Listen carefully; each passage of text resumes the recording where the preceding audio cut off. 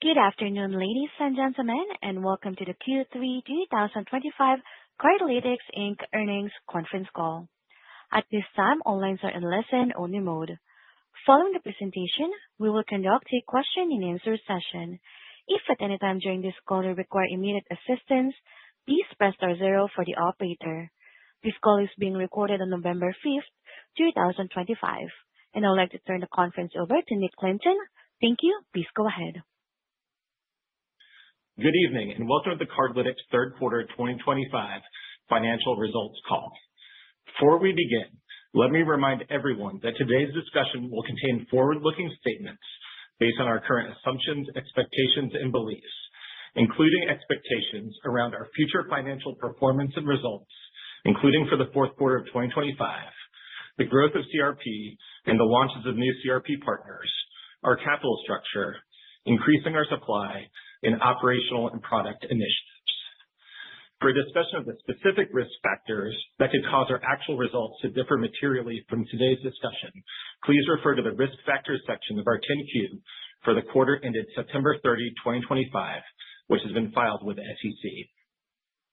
Also, during our call, we will discuss non-GAAP measures of our performance.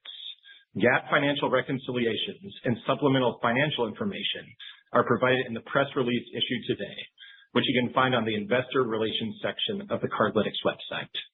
Today's call is available via webcast, and a replay will also be available on our website. On the call today, we have CEO Amit Gupta and CFO Alexis DeSieno. Following their prepared remarks, we'll open it up for your questions. With that, I'll hand the call over to Amit. Good evening, and thank you for joining us today. On our last call in August, we shared updates on the steady progress we made across our key priorities, as well as the headwinds we would be facing starting Q3. As a reminder, these headwinds are stemming from our largest FI partner's decision to block our advertiser content from running on their channels. Overall, our Q3 billings results were in line with our expectations as we actively work to shift volume to other partners in our network and learn from our mitigation strategy.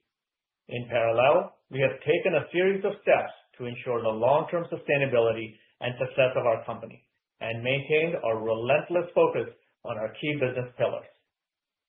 First, increasing and diversifying our supply to meet consumers where they are. Our relationships with financial institutions continue to expand in both scope and depth, reinforcing the strategic value of our network, especially in light of replacing the supply we have lost from our largest FI partner. For example, with one bank partner, we expect to soon add their debit and SMB portfolios to our program, which represents a significant opportunity to deepen engagement with their customers and expand our reach. We believe that strengthening consumer engagement is just as effective as adding new users, and we remain focused on doing this through new and innovative capabilities. For example, we recently ran a Double Days campaign where rewards were doubled on specific days to drive a sense of urgency. This campaign grew consumer engagement by approximately 15%. In addition, building on previous success with one of our larger bank partners, we are expanding category-level offers in Q4. These offers reward customers for spending in a specific category rather than with a specific advertiser, and have proven to be effective in driving engagement with our offers. In Q2, we tested this with gas and grocery, and in Q3, we took our learnings to the entertainment category. Once again, these campaigns have demonstrated that category-level offers are highly effective in creating a halo effect. 73% of consumers who redeemed a category-level offer also redeemed another offer. Due to the decision of our largest FI partner, approximately one-third of our total billings were set to be blocked.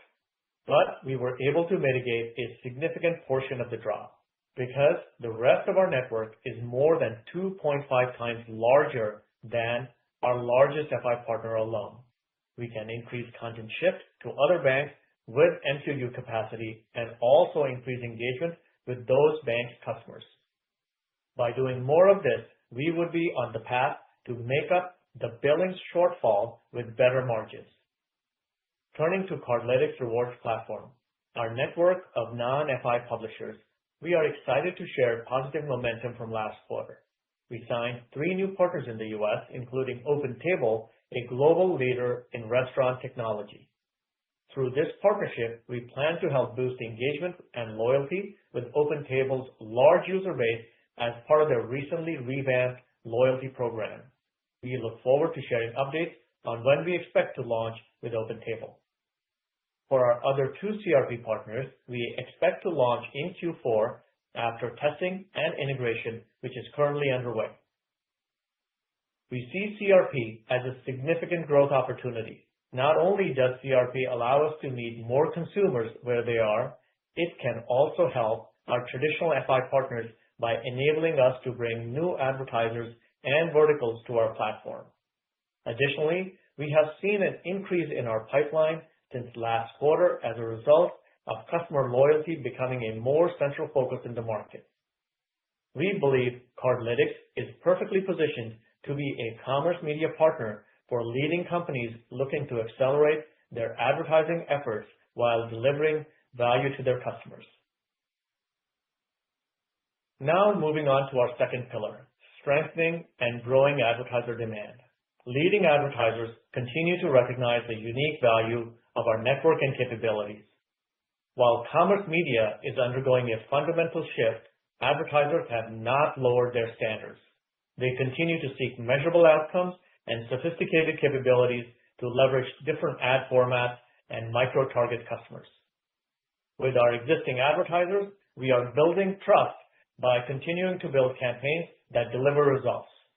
Of note, most advertisers have decided to stick with Cardlytics despite the supply changes with our largest FI partner. In fact, for the partners that run Cardlytics offers with Cardlytics, as well as a competitor program, we consistently hear that our incremental ROAS is superior. On the new business front, we signed pilots with iconic brands such as a large athletic apparel brand and a global hotel brand, and 100% of our new business was on engagement-based pricing. We have also been focused on winning back key accounts. Several notable brands, including a global coffee chain and a global discount grocer, have rejoined our network, which we believe underscores our ability to drive performance for our advertisers. One of the core value propositions of our platform is that we drive both online and in-store sales. We have enhanced our geo-targeting capabilities over the last 6 months and implemented different reward amounts between online and offline purchases, as well as newer features like Shop at Targeting, which targets users where they buy, not just where they live. Many auto, gas, and restaurant chains have used our multi-location reports to assess performance, identify top-performing locations, and inform franchise marketing efforts. Geo-targeting also helps engagement with franchises that often have independent marketing budgets. Our UK business continues to show strength, with 22% revenue growth year over year. This quarter, we were able to grow budgets with all our top advertisers and close a large number of new logos across grocery, gas, restaurant, and retail. We are now working with all of the top 5 UK grocers, up from 4 previously, an ongoing recognition of the strength of our platform.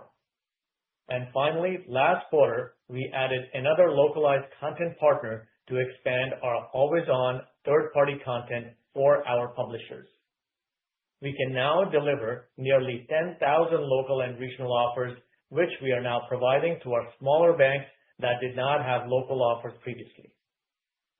Additionally, with our new partnership with OpenTable, not only will they be joining our platform as a publisher, but also as a content provider, bringing the restaurant partners to our network for the benefit of all our publishers. We believe all these initiatives drive awareness and relevancy for the program and deepen engagement with consumers. Now, turning to network performance. Building on the work we've done to modernize our tech stack, we continue to strengthen our engineering foundation to benefit our clients and improve internal productivity. While our models continue to become stronger with higher predictability, we experienced some aberrations in July as supply changes began to take effect. These issues stabilized by the end of the quarter, and while they caused some choppiness in our margins, they are making our delivery models better at handling large-scale changes. We are also advancing the integration of our measurement models with widely adopted industry standards, which we believe make it easier for our advertisers to evaluate performance across channels. Building on our efforts to ensure Cardlytics data is properly modeled in leading MMMs, we are now integrating with more partners to automatically feed our data into their dashboards. These changes help to retain our existing clients and, we believe, outperform other channels. The performance of our network remains strong, reinforced by the impact and efficiency of the campaigns delivered through our platform.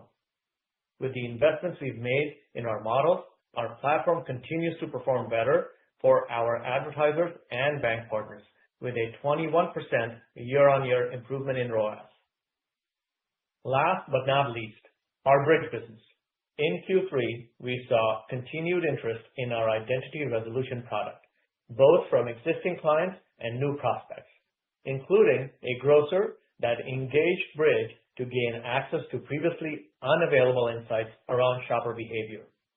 This will allow them to significantly enhance their ability to understand, engage, and target individuals, driving increased frequency, spend, and loyalty.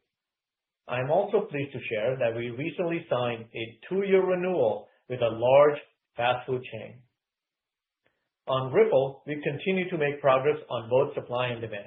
On the supply side, we added 2 new retailers to the Ripple network. We also continued to grow our demand, which resulted in the second consecutive quarter of doubling our revenue. Before I turn it over to Alexis, I want to touch on the actions we took in Q3 to strengthen our financial foundation and sharpen operational focus. In September, we fully paid the $46 million remaining on our 2020 convertible notes. Last month, we took a difficult but necessary step in reducing our workforce to ensure we can continue to operate sustainably and preserve the long-term financial health of our company.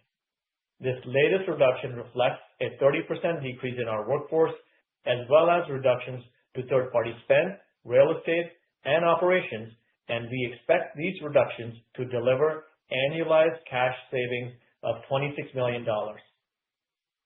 This follows prior reductions this year of $16 million in May and $8 million in January, for a total of $50 million.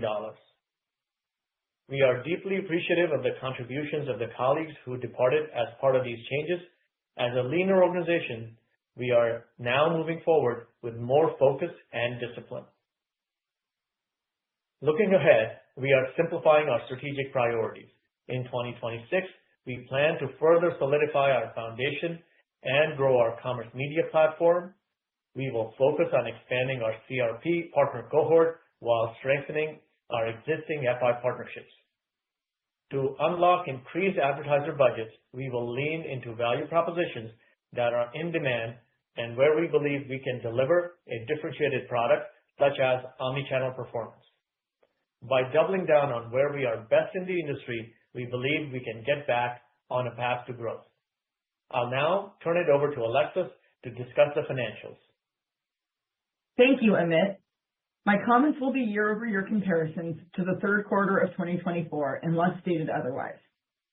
In the third quarter, we delivered billings as expected and surpassed the high end of our guidance for adjusted EBITDA, though we were at the low end of the range for revenue and adjusted contribution. In Q3, our total billings were $89.2 million, a 20.3% decrease.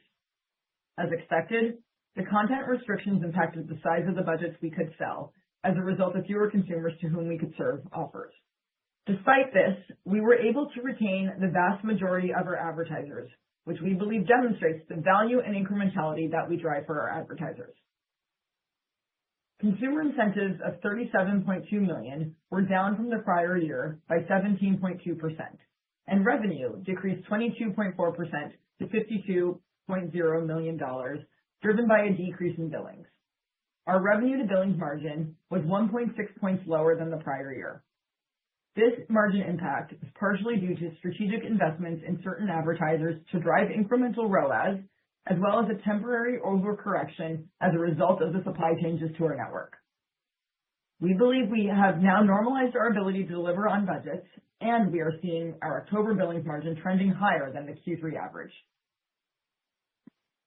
Looking at our segment revenue results, our U.S. revenue, excluding Bridge, decreased 28% due to lower billings stemming from the content restrictions and pricing investments we previously discussed. In the UK, we saw 22% revenue growth driven by higher billings and increased supply. We grew billings across our top clients and saw a significant increase in billings from new merchants, including a large athletic apparel brand. Bridge revenue decreased 15% due to the loss of a major account in previous quarters. Adjusted contribution was $30.0 million, down 17.5% from prior year. However, we expanded our margin as a percentage of revenue to 57.7%, an increase of 3.5 points due to a more favorable partner mix. This margin is the highest we have experienced to date, driven primarily by growth of our newest FI partners. Adjusted EBITDA was positive $3.2 million, an increase of $5.0 million. Total adjusted operating expenses, excluding stock-based compensation, came in at $26.8 million, a reduction of $11.4 million year over year due to the reduction in staff in May and an optimization of our cloud infrastructure. Operating expenses benefited from $5 million in one-time benefits, including from the ERC tax credit we received in September. In Q3, operating cash flow was positive $1.8 million. Free cash flow was negative $2.7 million, which was an improvement of $1.2 million from prior year due primarily to our lower expense base. Free cash flow improved from the previous quarter by $0.7 million. On the balance sheet, we ended Q3 with $44 million in cash and cash equivalents. During the quarter, we had a net draw of $46.1 million on our line of credit, which was used entirely to repay our remaining 2020 notes. In the third quarter, we had 230.3 million MQUs, an increase of 21%, driven by the full ramp of our newest FI partners. Excluding these partners, MQUs would have increased 3%. ACPU was 11 cents, down 31% year over year as a result of content restrictions and as we ramp our newest FI partners. Now turning to our outlook for Q4. For Q4, we expect billings between $86 and $96 million, revenue between $51.1 and $59.1 million, adjusted contribution between $29.0 and $35.0 million, and adjusted EBITDA between $0.9 and $7.9 million. Our billings guidance represents a negative 26 to negative 17% decrease year over year. Despite this top-line weakness, we expect adjusted EBITDA to be positive for both the quarter and the full year. The primary driver of our expected billings decrease is a result of further content restrictions imposed by our largest FI partner. To mitigate this, we are focusing on several initiatives with our advertisers. First, we are continuing to prove performance with top brands which are already running at maximum capacity, which has helped us secure renewals in Q4 and 2026. We are also working to scale certain categories or brands that are not at maximum capacity by leaning into alignment with our advertisers' measurement models. And lastly, our new business team is focused on signing new accounts and winning back key accounts. We expect to see continued incremental spend from our advertisers as many brands are starting holiday promotions earlier and want to benefit from budget add-ons based on consumer demand and performance. Our priority remains replacing lost supply through new partnerships, shifting volume to the rest of the network, and increasing engagement with our existing partners. To illustrate our progress in shifting volume to other partners, we continue to see positive trends with our newest large FI partner. We had almost 3 times as many advertisers on this partner's channels in Q3 than in Q1, which represents approximately half of our brands. We expect this momentum to continue and are already seeing October billings at approximately 50% higher than in Q3. With this FI, our activation rate is 2 times the network average, and we believe our partnership is strong. While we are excited about our newest CRP partnerships announced today, we are not assuming any material financial impact in 2025 from the Cardlytics Rewards platform. CRP remains a key piece of our strategy for 2026, both to diversify supply and also to unlock demand as the industry moves towards loyalty programs and embedded rewards. In Q4, we plan to continue to grow in the UK, driven by continued success with our largest accounts and in attracting new advertisers to the platform. Revenue as a percentage of billings is expected to be in the low 60% range for Q4. We are making strategic pricing decisions to drive incremental spend from our advertisers and to remain competitive in the market, which is funded by our higher margin bank mix. In fact, we expect adjusted contribution as a percentage of revenue to be in the mid to high 50% range. This continues to be among the highest we have seen due to the improved economics with our new and ramping bank partners and allows us to invest back into advertiser and consumer incentives to unlock incremental budgets and drive higher ROAS. Offers and more compelling rewards mean better engagement, and this leads to a higher likelihood of scale and retention with our advertisers. Despite top-line weakness and strategic pricing decisions, we are keeping more of every dollar we make, and we remain focused on driving profitability. Our adjusted EBITDA guidance is a reflection of our reset operational cost base following the large reduction in force that we completed on October 1st. For the fourth quarter, we expect operating expenses to be at or below $28 million, excluding stock-based compensation and severance. This represents a reduction of 19% from the prior year. After adjusting for the $5 million in one-time benefits in Q3, this represents a $3 to $4 million sequential improvement quarter over quarter in operating expenses and an additional $2 million of savings in capital expenses. As a reminder, the $26 million in annualized savings that we are expecting in 2026 represents both operating and capitalized expenses, as well as timing of certain other changes, such as lease terminations. We remain committed to driving operational efficiency and will make further changes as needed. For now, we believe we have fully reset our cost base to reflect our new top-line reality, while balancing the need to invest in both consumer engagement and supply diversification. Our guiding principle is to focus only on priorities that have a clear line of sight to driving revenue and that align with our goal of positive adjusted EBITDA in 2025 and 2026. We are confident we can return to growth and achieve profitability once we get through the current headwinds. I'll now turn it back to Amit for closing remarks. As we continue to navigate a challenging environment, we've taken decisive steps to reset our business, reduce our concentration risk, and set ourselves up for a financially healthy future. We remain confident in the fundamental strength of our commerce media platform, our partnerships, and our teams. By prioritizing the areas where we know we can win, we expect to deliver greater value to our advertisers, partners, shareholders, and consumers. I'll now turn it over to the operator to begin Q&A. Thank you. Ladies and gentlemen, we will now begin the question and answer session. Should you have a question, please press star followed by the 1 on your telephone keypad. You will hear a prompt that your hand has been raised, and should you wish to cancel your request, please press star followed by the 2. If you're using a speakerphone, please lift the handset before pressing any keys. One moment, please, for your first question. Thank you. And your first question comes from the line of Jacob Stephan from Lake Street Capital Markets. Please go ahead.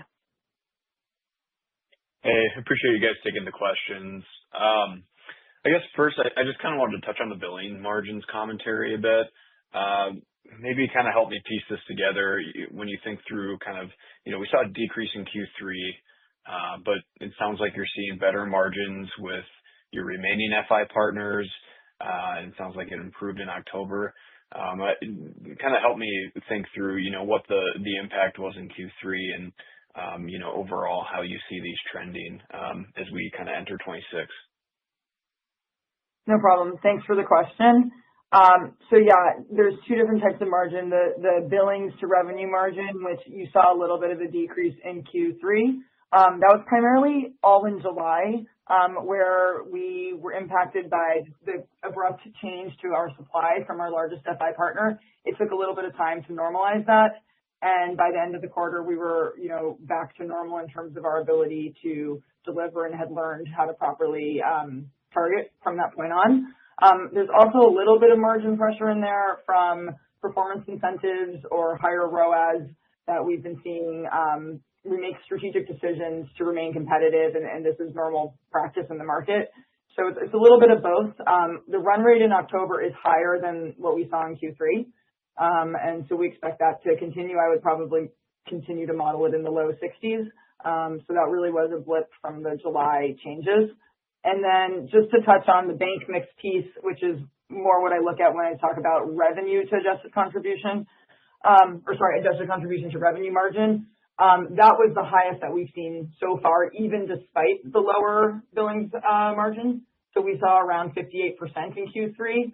That's among the highest we've seen, and that's as a result of our newer partners who are better economics taking share from our legacy partners, which are worse economics from a revenue share perspective. So it really highlights that it's unlocking our ability to invest more of that margin back in to engagement and performance for our advertisers and our customers.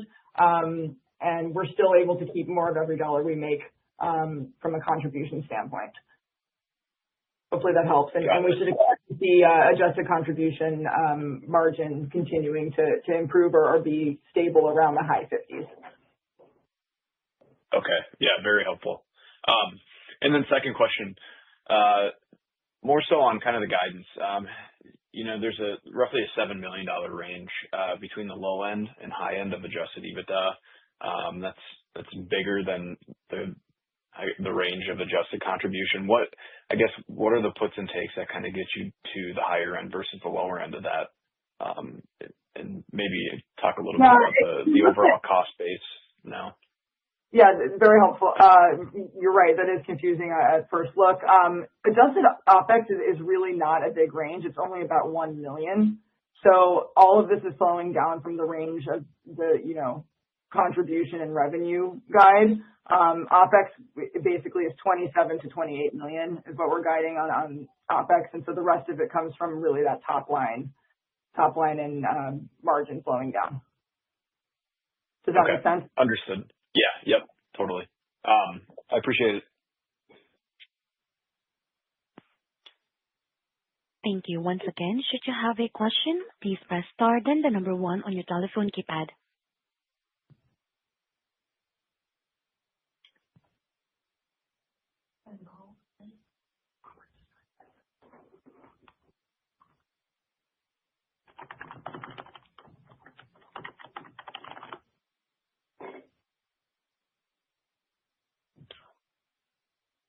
Once again, that is star and 1 to ask a question. And if you're using a speakerphone, please lift the handset before pressing any keys.